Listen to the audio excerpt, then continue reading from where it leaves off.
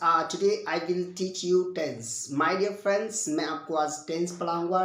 Tense पढ़ना बहुत ज़रूरी है। यदि आप इंग्लिश पर अच्छी पकड़ बनाना चाहते हैं तो आप इंग्लिश के जितने भी ट्रांसलेशंस हैं इनको बहुत अच्छे से सीखिए।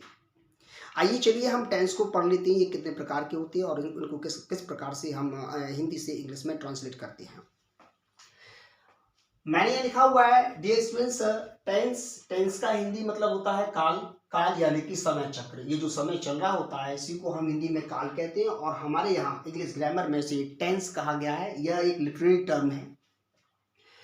Dear students, there are 3 kinds of tense. यदि आपसे कोई पूछता है कि टेंस कितने प्रकार की होती है तो बेझिझक कहिए टेंस सिर्फ 3 प्रकार के होते हैं। Number first present tense, and second past tense, and third future tense.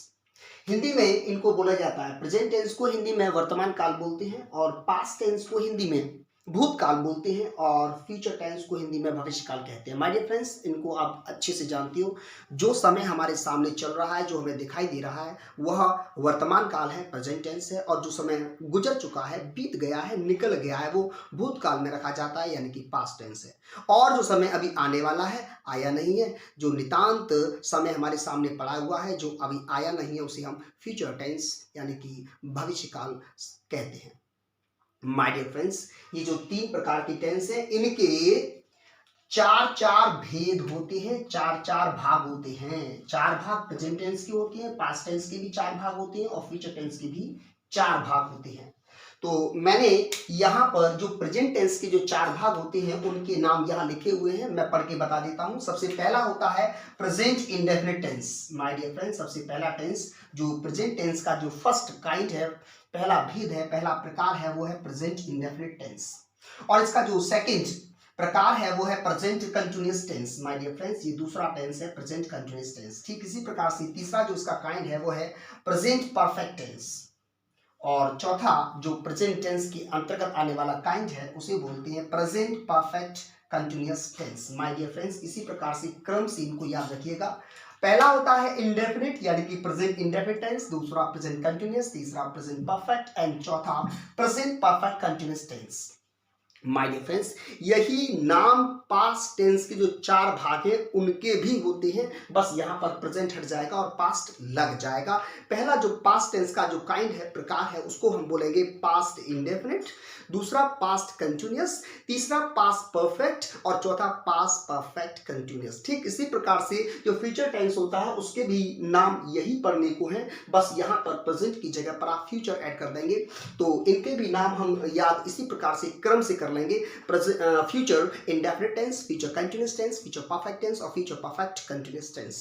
So my dear friends, ये थी आपकी बेसिक जानकारी टेंसेस को शुरू करने से पहले, और अब हम इनको बारी बारी से स्टडी करेंगे। और आज का हमारा जो पहला टॉपिक रहेगा, सबसे पहले जो हम पढ़ने जा रहे हैं वो है present indefinite tense. Present indefinite tense. आइए चलिए without wasting your time let's get started the video in which we are going to learn present indefinite tense. Dear students, present indefinite tense, इसकी ये जो पहचान होती है, वाक्य के अंत में, हिंदी के वाक्य के अंत में ता है, ती है, ते है, ता हूं इत्यादि शब्द आते हैं। माय डियर फ्रेंड्स, हिंदी के वाक्य के अंत में ता है, ती है, ते है इत्यादि शब्द आते हैं, वह प्रेजेंट इंडेफिनिट टेंस होता है। बात सही है, लेकिन आपको वाक्य का सेंस भी समझना है।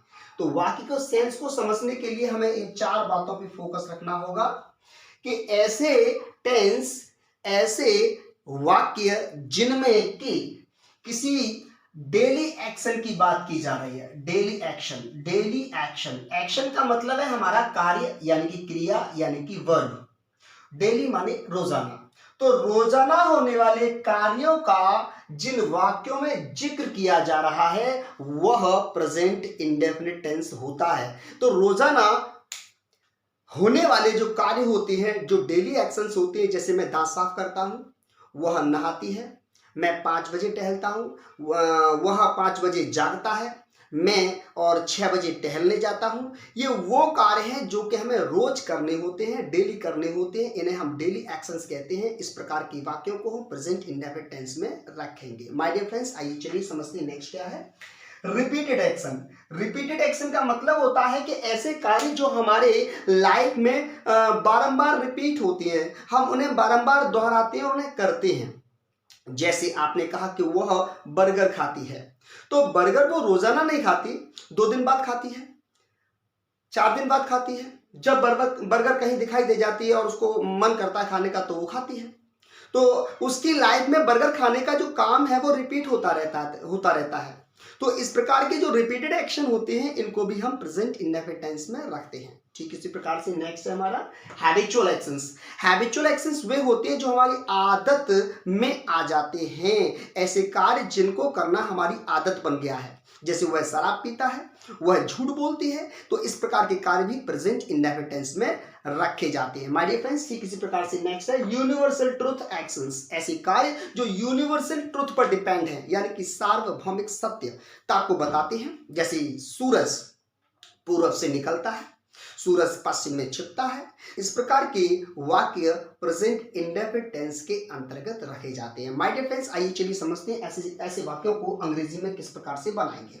इसके लिए 2 रूल हैं, आप फर्स्ट रूल के मुताबिक याद रखिएगा। My dear friends, pronoun, pronoun I you we they तथा प्लूरल सब्जेक्ट, प्लूरल सब्जेक्ट का मतलब कोई प्लूरल नाउन हो, वो सब्जेक्ट बन के आया हो, तो इनके साथ में क्या करना है आपको, वर्ब का फर्स्ट फॉर्म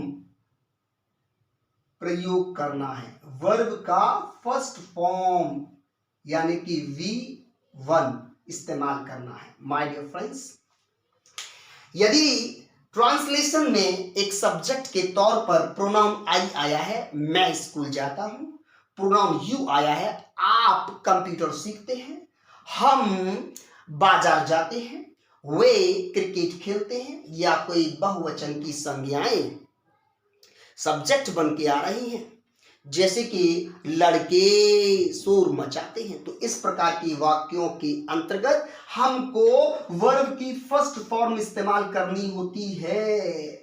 क्रिया की फर्स्ट फॉर्म का प्रयोग करेंगे और प्रेजेंट इंडेफिनिट टेंस बन जाएगा। उदाहरण से मैं आपको अभी समझाऊंगा। हम रूल सेकंड को भी समझ लेते हैं।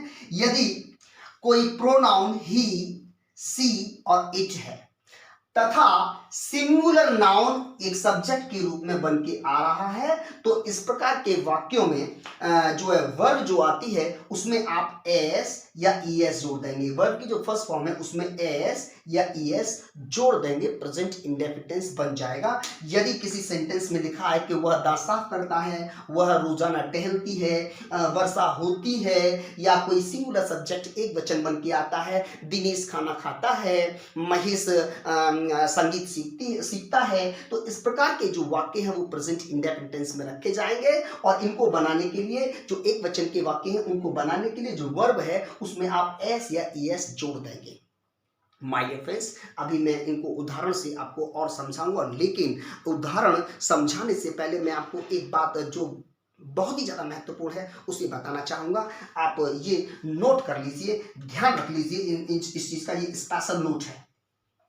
जो हमारी किताबों में जो वर्ब दी जाती है फर्स्ट फॉर्म के रूप में, वह प्लूरल फॉर्म ऑफ वर्ब होती है, यानी कि क्रिया का बहुवचन का रूप होती है। जैसे हमारे जो किताबों में और जो है कोई वर्ब दी गई है EAT, ईट मीन्स खाना, ऐसे ही WRITE, राइट मीन्स लिखना।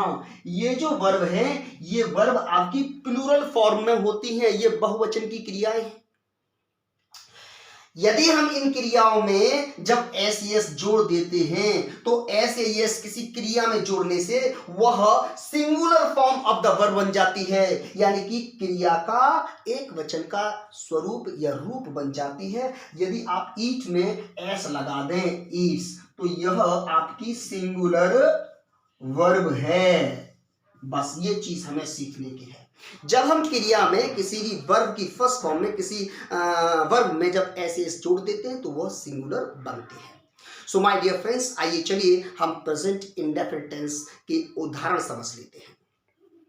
माय डियर स्टूडेंट्स, आइए चलिए प्रेजेंट इंडेफिनिट के अंतर्गत हम ये जो निम्न उदाहरण मैंने यहाँ लिखे हुए हैं इन्हें इंग्लिश में ट्रांसलेट करते हैं।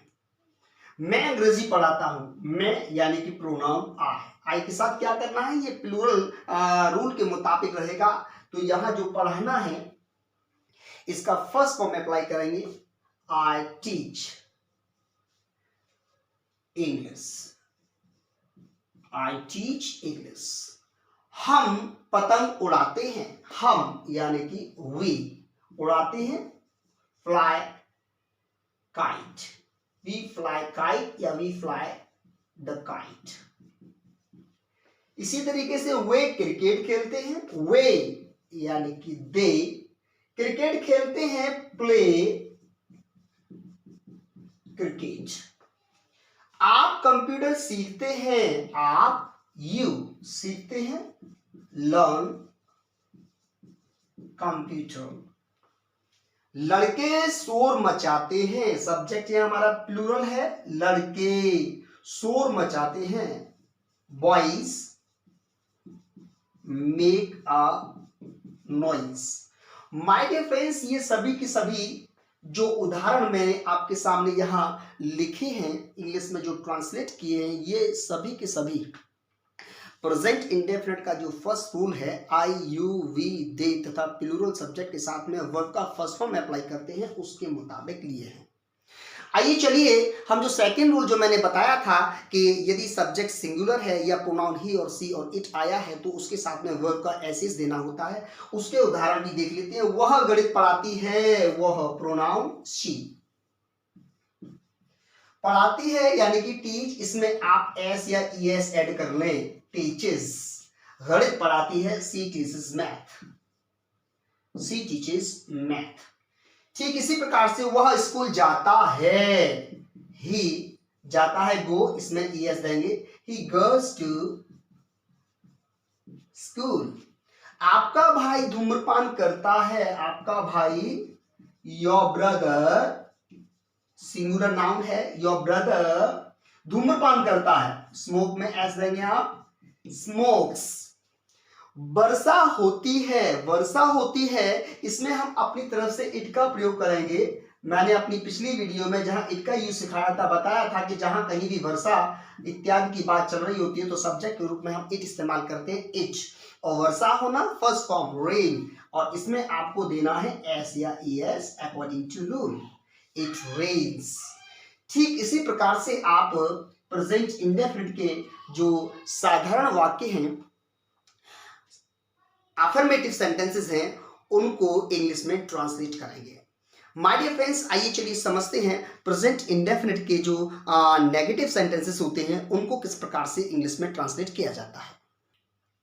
Dear students, present indefinite tense के अंतर्गत जो नेगेटिव सेंटेंस बनाए जाते हैं यानी कि नकारात्मक वाक्य, उनके लिए जो रूल रहेगा, आई यू वी दे तथा प्लूरल जो सब्जेक्ट्स होते हैं नाउन के रूप में जो आ रहे होते हैं, उनके साथ आपको डू नॉट अप्लाई करना है, और डू नॉट के साथ में वर्ब का फर्स्ट फॉर्म। और यदि आपका जो सिंगुलर सब्जेक्ट है यानी कि ही सी, प्रोनाउन ही सी इट और सिंगुलर सब्जेक्ट यदि वाक्य के अंतर्गत है, तो आपको नेगेटिव सेंटेंस में डज नॉट इस्तेमाल करना है, और डज नॉट के साथ में भी वर्ब का फर्स्ट फॉर्म ही लगाएंगे। आइए चलिए उदाहरण से समझ लेते हैं। मैं चाय नहीं पीता हूं, मैं चाय नहीं पीता हूं, आपने प्रोनाउन आई को इस्तेमाल किया, सेंटेंस नेगेटिव है, नहीं के लिए आप इस्तेमाल करेंगे do not, I do not, और पीना ये फर्स्ट फॉर्म इस्तेमाल कीजिएगा, I do not drink tea. ठीक इसी प्रकार से वह झूठ नहीं बोलती है, वह यानी कि शी, और ये एक वचन सब्जेक्ट है, सिंगुलर सब्जेक्ट है, सिंगुलर प्रोनाउन है, आप इसके साथ में नहीं के अंग्रेजी के रूप में डज नॉट अप्लाई करेंगे, डज नॉट। झूठ नहीं बोलती है, झूठ बोलना यानी कि फर्स्ट फॉर्म टेल अ लाई। तो इस प्रकार से आप नेगेटिव सेंटेंसेस बनाएंगे। माय डियर फ्रेंड्स, आइए कुछ सेंटेंसेस और हम इंग्लिश में जो नेगेटिव हैं उन्हें ट्रांसलेट कर लेते हैं। हम शराब नहीं पीते हैं, हम शराब नहीं पीते हैं यानी कि वी डू नॉट ड्रिंक। वैसे ड्रिंक अपने आप में ही शराब पीना होता है, लेकिन शराब की स्पेलिंग और देना चाहते हैं तो आप वाइन भी लगा लीजिए, we do not drink wine. लड़कियां फूल नहीं तोड़ती हैं यानी कि गर्ल्स डू नॉट, फूल तोड़ना, ये प्लक फ्लावर्स, हाँ वह किताबें नहीं फाड़ता है, वह किताबें नहीं फाड़ता है। ही सिंगुलर सब्जेक्ट है, डज नॉट लगाएं, he does not tier books, वह किताबें नहीं फाड़ता है। मोहन अपने भाई को नहीं पीटता है, तो Mohan does not beat his brother, Mohan does not beat his brother. इस प्रकार से आप नेगेटिव सेंटेंसेस को प्रेजेंट इंडेफिनिट टेंस के अंतर्गत इंग्लिश में ट्रांसलेट कर सकते हैं। माय डियर फ्रेंड्स, आइए चलिए हम इंटरोगेटिव सेंटेंसेस को भी समझ लेते हैं कि किस प्रकार से बनाए जाते हैं। डियर स्टूडेंट्स, प्रेजेंट इंडेफिनिट के अंतर्गत इंटरोगेटिव सेंटेंस यानी कि प्रश्नवाचक वाक्य, प्रश्नवाचक वाक्य दो प्रकार के होते हैं।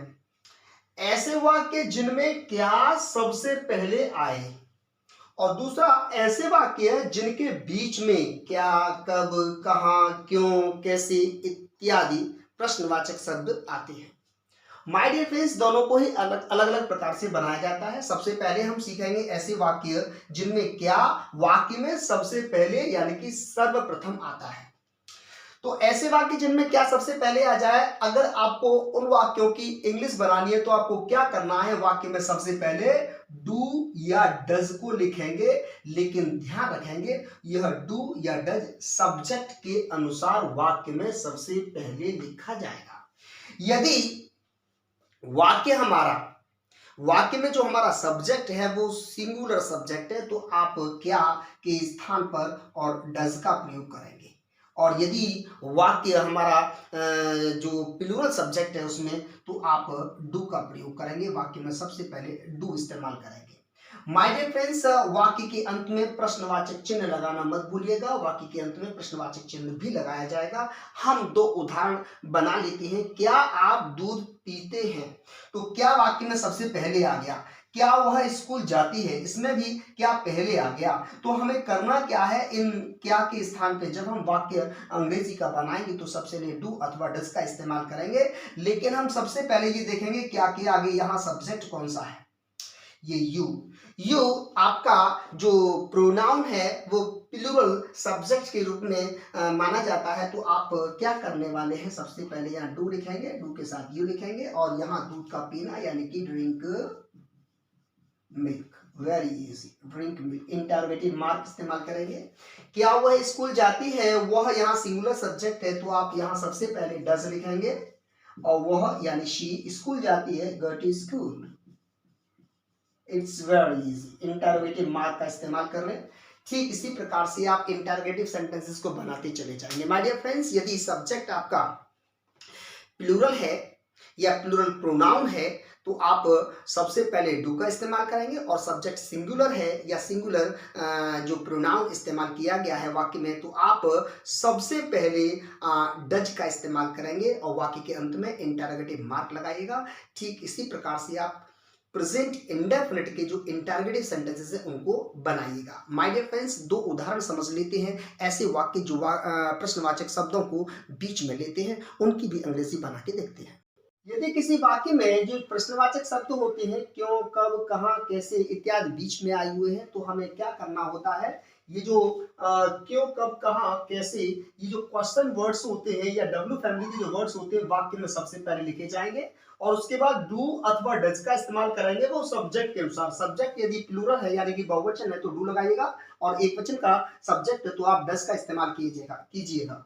उसके बाद वर्ब दीजिए, क्रिया का फर्स्ट फॉर्म लगाइएगा, फिर उसके बाद ऑब्जेक्ट। अदर वर्ड्स हैं तो आप लगाइए, वरना इंटरोगेटिव मार्क लगाइए। आइए चलिए उदाहरण से समझ लेते हैं। आप उसे रोजाना क्यों पीटते हैं, आप उसे रोजाना क्यों पीटते हैं। माय डियर फ्रेंड्स, क्यों शब्द बीच में आ गया प्रश्नवाचक शब्द, इसको आप सबसे पहले लिख लीजिए, वाह। अब यहाँ देखिए, आप या तुम, यू यानी कि ये प्लूरल सब्जेक्ट है, तो आप यहाँ डू इस्तेमाल कीजिए, यू। अब वर्ब आपका फर्स्ट फॉर्म आएगा, बीट, ऑब्जेक्ट है उसे यानी कि हिम, अदर वर्ड में आप डेली लगाइएगा, इंटरोगेटिव मार्क। ठीक इसी प्रकार से वह आपसे क्यों